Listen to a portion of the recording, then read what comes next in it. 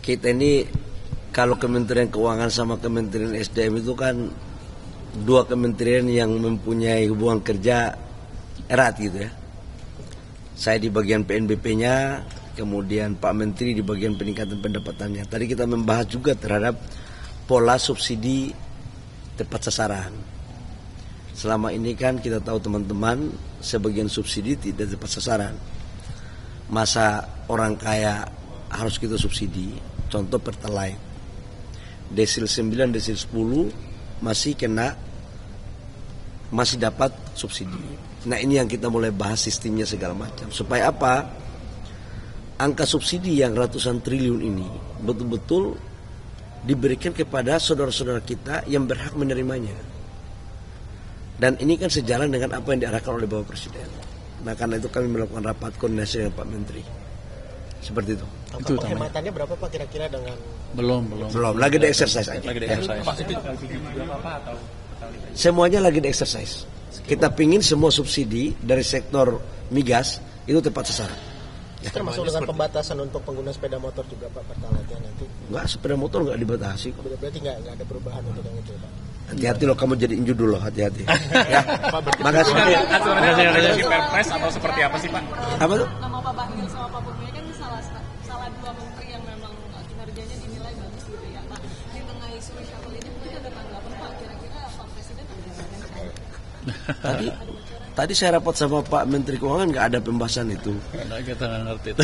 Kita nggak ngerti itu. Yang jelas begini, tugas kami sebagai menteri itu adalah pembantu presiden. Ia namanya pembantu presiden, ia bekerja sesuai dengan apa yang diperintahkan oleh Pak Presiden dan sesuai dengan apa yang diatur dalam undang-undang. Persoalan hasil terhadap reshuffle itu hak prerogatif Bapak Presiden. Kita serahkan semuanya kepada Bapak Presiden yang mempunyai hak prerogatif. Kita di bawah ini nggak boleh gerakan tambahan. Jangan berpikir apalagi bertindak melampaui batas kewenangan yang diberikan. Ya. Jadi kami tadi fokus memastikan bahwa APBN tahun ini aman. Karena beliau memberi kontribusi yang besar untuk PNBP. Jadi kita diskusi di situ aja dan pengendalian subsidi sebagian sehingga tidak melebar kemana-mana dan bisa terkendali. Jadi itu walaupun harga minyak dunia cenderung terkendali walaupun masih naik turun ya, tapi cenderung terkendali ya.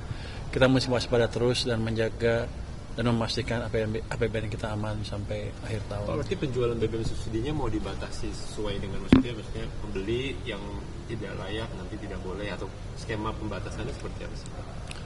Nanti kan kita sedang uji Pertamina sedang menguji sistem, saya sedang melihat sistemnya.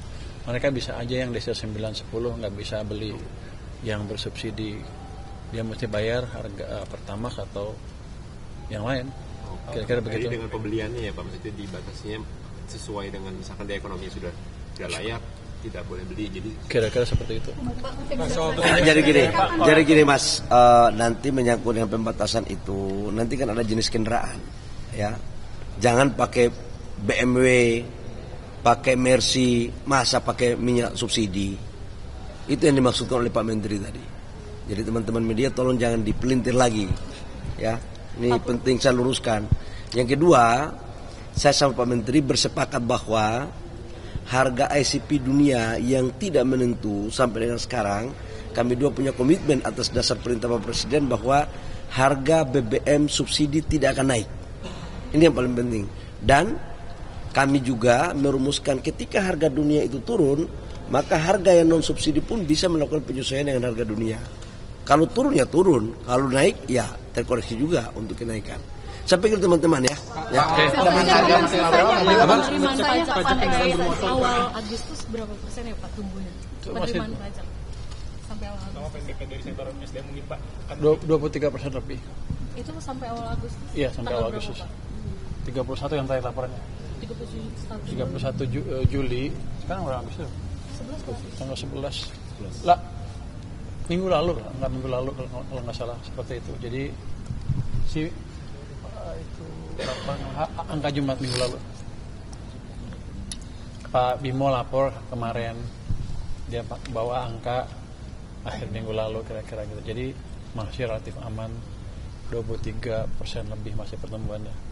Kalau PNBP dari sektor SDM Pak kan udah di atas target 10% Pak. Mungkin sampai akhir tahun bakal lebih dari 100% nggak Pak? Untuk yang PNBP sektor SDM. Harusnya lebih kita dorong Pak, bahkan bisa lebih dari 100%. Insya Allah target PNBP dari sektor minerba maupun dari migas di akhir tahun pasti akan lebih. Download Tribun X sekarang, menghadirkan lokal menjadi Indonesia.